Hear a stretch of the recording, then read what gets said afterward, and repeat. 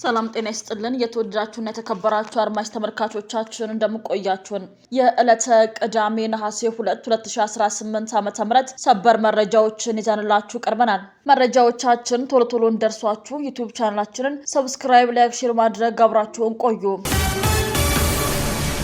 ብልጽግና ፓርቲ በሰባተኛው ጠቅላላ ምርጫ ያገኘውን የህዝብ ውክልናን ወደ ተጨባጭ ስኬት ለመቀየር በሙሉ አቅሙ ይሰራል ተባለ። ብልጽግና ፓርቲ በሰባተኛው ጠቅላላ ምርጫ ያገኘውን የህዝብ ውክልና ወደ ተጨባጭ ማህበራዊ፣ ኢኮኖሚያዊና ሌሎች ስኬቶች ለመቀየር በሙሉ አቅሙ እንደሚሰራ የፓርቲው የህዝብና ዓለም አቀፍ ግንኙነት ዘርፍ ኃላፊ ዶክተር ቢቂላ ሁሪሳ ገለጹ። ብልጽግና ፓርቲ ሰባተኛውን ጠቅላላ ምርጫ በማስመልከት ተቀማጭነታቸውን አዲስ አበባ ላደረጉ ዓለም አቀፍ ማህበረሰብ ማብራሪያ ሰጥቷል። በዚህ ወቅትም የብልጽግና ፓርቲ የህዝብና ዓለም አቀፍ ግንኙነት ዘርፍ ኃላፊ ዶክተር ቢቂላ ሁሪሳ እንደገለጹት ጠንካራ ሀገርን ለመገንባትና ዜጎችን ከደህንነት ለማውጣት ዋናው መነሻ በራዕይ፣ በአመራር፣ በሰው ኃይል፣ በአደረጃጀትና በቁሳቁስ የበቃና ውጤታማ ፓርቲ መገንባት ነው ብለዋል። ብልጽግና ፓርቲ ከተመሰረተበት ጊዜ ጀምሮ ከህዝቡ ጋር ትብብርና ተሳትፎን መሰረት ያደረገ ጠንካራ ቁርኝት መፍጠሩንም አስረድተዋል። ባለፉት ዓመታት በፓርቲው መሪነት የተነደፉና የተገበሩ በርካታ ስትራቴጂዎች በህዝቡ ዘንድ ተቀባይነት ያገኙና በየደረጃው ያሉ የማህበረሰብ ክፍሎችን በማንቀሳቀስ ተጨባጭ ውጤቶች መመዝገባቸውንም ተናግረዋል። በአረንጓዴ አሻራ ላለፉት ዓመታት ከ48 ቢሊዮን በላይ ችግኞችን በመትከል አካባቢን የመንከባከብና የአየር ንብረት ለውጥን የመቋቋም አቅም መገንባቷንም ጠቅሰዋል። በከተሞች ልማትና ገጽታ ግንባታ አዲስ አበባን ጨምሮ በበርካታ የሀገሪቷ ከተሞች ዘመናዊ አጠቃላይ የከተማ ደረጃን የሚያሻሽሉ የኮሪደር ልማት ስራዎች መከናወናቸውን ጠቁመዋል። ብልጽግና ፓርቲ በሰባተኛው ጠቅላላ ምርጫ ከህዝብ ያገኘውን አዲስ የህዝብ ውክልናን መነሻ በማድረግ በምርጫ ቅስቀሳ ወቅት ቃል የገባቸውን የማኒፌስቶ ሀሳቦችን ወደ ዝርዝር የድርጊት መርሃ ግብሮች በመቀየር ላይ ይገኛልም ሲሉ ተናግረዋል። በቀጣይ 5 ዓመታት በርካታ የልማት እንቅስቃሴዎች እንደሚተገበሩ ጠቅሰው ዜጎችን ከድህነት በማስወጣት ሀገሪቷን ማህበረሰቡን ወደ መካከለኛ ገቢ ደረጃ ለማሸጋገር ይሰራልም ብለዋል። በብዝሃ ዘርፍ ኢኮኖሚ፣ ግብርናን፣ ማኑፋክቸሪንግን፣ ቱሪዝም፣ ማዕድንና ዲጂታል ኢኮኖሚን በማስፋፋት በቤተሰብና በግለሰብ ደረጃ ብልጽግናን ለማረጋገጥ እንደሚሰራም ገልጸዋል። የኢትዮጵያ የማክሮ ኢኮኖሚን በማረጋጋት በትምህርት፣ በጤና፣ በባህል፣ በቋንቋ እድገት ላይ ትኩረት በማድረግ ማህበራዊ ልማትን ለማፋጠን እንደሚሰራም አረጋግጠዋል። የህዝቦችን አንድነት፣ ዘላቂ ሰላምና ሀገራዊ መግባባትን የሚያረጋግጡ ታላላቅ የወል ግንባታ ስራዎች እንደሚሰራም ጠቁመዋል። ሀገራዊ መግባባትን ለመፍጠር ምክክር ወሳኝ መሆኑን ጠቁመው በአሁኑ ወቅትም 4000 ኢትዮጵያውያን በመሳተፍ ላይ የሚገኙበት አካታች ሀገራዊ የምክክር ወሳኝ ምዕራፍ ላይ መሆኑንም ጠቁመዋል። የአዲስ አበባ ሆቴልና ቱሪዝም ባለሙያዎች ማህበር የ3ኛ ዓመት የምስረታ በዓሉንና ሁለተኛውን የሆስፒታሊቲ ቱሪዝም እውቅና ሽልማት መርሃ ግብርን ይፋ አደረገ። መርሃ ግብሩ የፊታችን ነሐሴ 23 ቀን 2018 ዓ.ም ከቀኑ 9 ሰዓት ጀምሮ በካፒታል ሆቴልና ስፓ የሚካሄድ ሲሆን የመንግስት ከፍተኛ የስራ ኃላፊዎች፣ የዘርፉ ባለሙያዎችና ጥሪ የተደረገላቸው እንግዶች ይታደማሉ ተብሏል። በዕለቱ በአራት ዋና ዘርፎች ከ25 በላይ ሽልማቶች ለባለሙያዎች፣ ለተቋማትና ለህይወት ዘመን አበርክቶም ይሰጣሉ። በተጨማሪም የሆስፒታሊቲ ዘርፍ ለታላላቅ ሁነቶች የኢትዮጵያን ቱሪዝም መጻኢ ዕድል መቅረጽ በሚል ርዕስ የፓናል ውይይት ይካሄዳል። ማህበሩ ላለፉት 3 ዓመታት የአቅም ግንባታ ስልጠናዎችን በመስጠት የሙያ ስነ ምግባርና የአገልግሎት ጥራትን በማስጠበቅ የስራ ዕድል ትስስርን በመፍጠርና ሀገራዊ ቱሪዝምን በማስተዋወቅ ረገድ የጎላ አስተዋጽኦም አበርክቷል።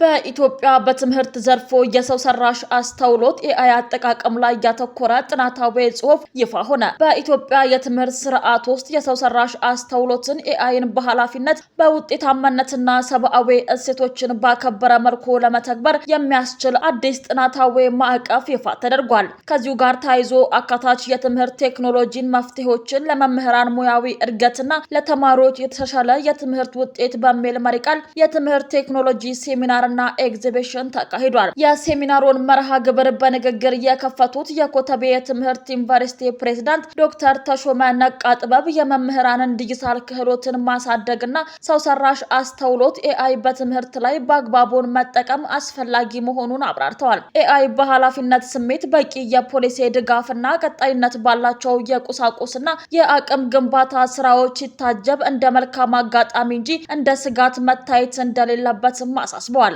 የሪች ፎር ቼንጅ ኢትዮጵያ ስራ አስኪያጅ አቶ መቅደም ጉልላት በበኩላቸው የሴሚናሩ ዋና ዓላማ የመምህራንን ዲጂታል ብቃት ማሳደግና አዳዲስ ቴክኖሎጂዎችን በትምህርት ማስተማር ሂደት ውስጥ እንዴት ማዋሃድ እንደሚቻል ግንዛቤ መፍጠር መሆኑን ገልጸዋል። መድረኩን ሪች ፎር ቼንጅ ኢትዮጵያ ከኮተቤ ትምህርት ዩኒቨርሲቲና ከአፍሪካ ምርምርና ስልጠና ኢንስቲትዩት ጋር በመተባበር በማስተር ካርድ ፋውንዴሽን አጋርነት ያዘጋጁት ሲሆን ከፍተኛ የመንግስት ባለስልጣናት፣ የዩኒቨርሲቲ አመራሮች፣ ተመራማሪዎችና የቴክኖሎጂ ፈጠራ ባለቤቶች ተሳትፈውበታል። በዝግጅቱም የመምህራን አቅምን የሚያሳድጉና የትምህርት ጥራትን የሚያሻሽሉ በቴክኖሎጂ የተደገፉ የሀገር ውስጥ መፍትሄዎችና የምርምር ውጤቶችም ለእይታ ቀርበዋል። ከ2023 እስከ 2026 የተካሄዱ ተግባራዊና ንድፈ ሐሳባዊ ጥናቶችን መሰረት በማድረግ የተዘጋጀው ይህ ማዕቀፍ ከኬጂ እስከ ከፍተኛ ትምህርት ያሉ ደረጃዎችን ያካተተ ሲሆን ኤአይ በትምህርት አመራር፣ በምዘናና በግል ፍላጎት ላይ በተመሰረተ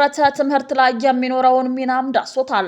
ማዕቀፉ ቴክኖሎጂውን ከማስቀደም ይልቅ የሰው ልጅ ቁጥጥርን ያረጋገጠ ሰብአዊ ማዕከል ያለው አቀራረብን ተከትሎም የተዘጋጀ ነው። 5 ዋና ዋና መመሪያዎችንም አካቷል። ከነዚህም የተማሪዎችን የመማር ነጻነት ማረጋገጥ፣ የመምህራንን ዋና ውሳኔ ሰጭነት ማስጠበቅ፣ በቴክኖሎጂው የሚሰጡ ውሳኔዎችን ግልጽ ማድረግና ለአካል ጉዳተኞችና ለሁሉም ማህበረሰብ አካታች የሆነ እኩልነት ተደራሽነት መስጠትን እንዲሁም በመምህራንና ተማሪዎች መካከል ላለው ሰብአዊ ግንኙነት ቅድሚያ መስጠትን የሚሉ ናቸው። በሌላ በኩል ተመራማሪዎች በአሁኑ ወቅት በመምህራንና በተማሪዎች በኩል ሰፊ የዲጂታል ክፍተት መኖሩን ጠቁመዋል።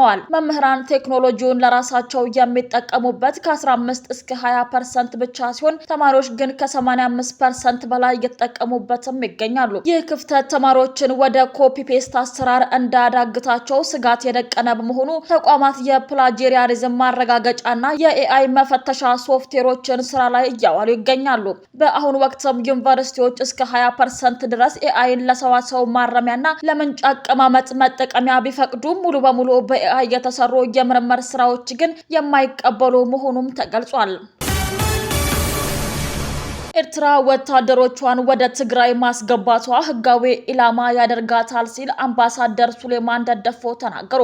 የኤርትራ መንግስት ከህወሓት ጋር በተቀናጀ ከባድ መሳሪያዎችን ወደ ትግራይ ክልል እያስገባ መሆኑ መጋለጡን ተከትሎ በሶማሊያ የኢትዮጵያ አምባሳደር ሱሌማን ደደፎ ጠንካራ ማስጠንቀቂያን ሰጥተዋል። አምባሳደሩ በኤክስ ገጻቸው እንደገለጹት ኤርትራ ያለ ማዕከላዊ መንግስቱ ፍቃድ ወታደራዊ ኃይሏን ማስገባቷ የኢትዮጵያ ሉዓላዊነትና ዓለም አቀፍ ህግን በግልጽ የጣሰ ትንኮሳ ነው ብለዋል። ይህ እርምጃ ኤርትራን የጦርነቱ በቀጥታ አጋር የሚያደርጋት በመሆኑ ኢትዮጵያ በተባበሩት መንግስታት ድርጅት ቻርተር መሰረት ራስን የመከላከል መብቷን ተጠቅማ ኤርትራ ህጋዊ ወታደራዊ ኢላማ ልታደርግ እንደምትችልም አሳውቀዋል። ለበርካታ ቤተሰቦች መበተን ምክንያት ሆኗል በሚል የእዮሃ ሚዲያ ፕሮግራም መታገዶ ተሰምቷል። የእዮሃ ሚዲያ ፕሮግራም ታግዷል። በአለም ሰገድ እየተዘጋጀ የሚቀርበው ፕሮግራም የታገደው ለበርካታ ቤተሰቦች መበተን ምክንያት በመሆኑ ነው ተብሏል። ዲኤንኤ እያስመረመሩ የሚቀርቡ መሰል የቤተሰብ ህይወት ላይ ያተኮሩ ፕሮግራሞች በየትኛውም የማህበራዊ ሚዲያም ይሁን ቴሌቪዥን ላይ እግር ተጥሎባቸዋል።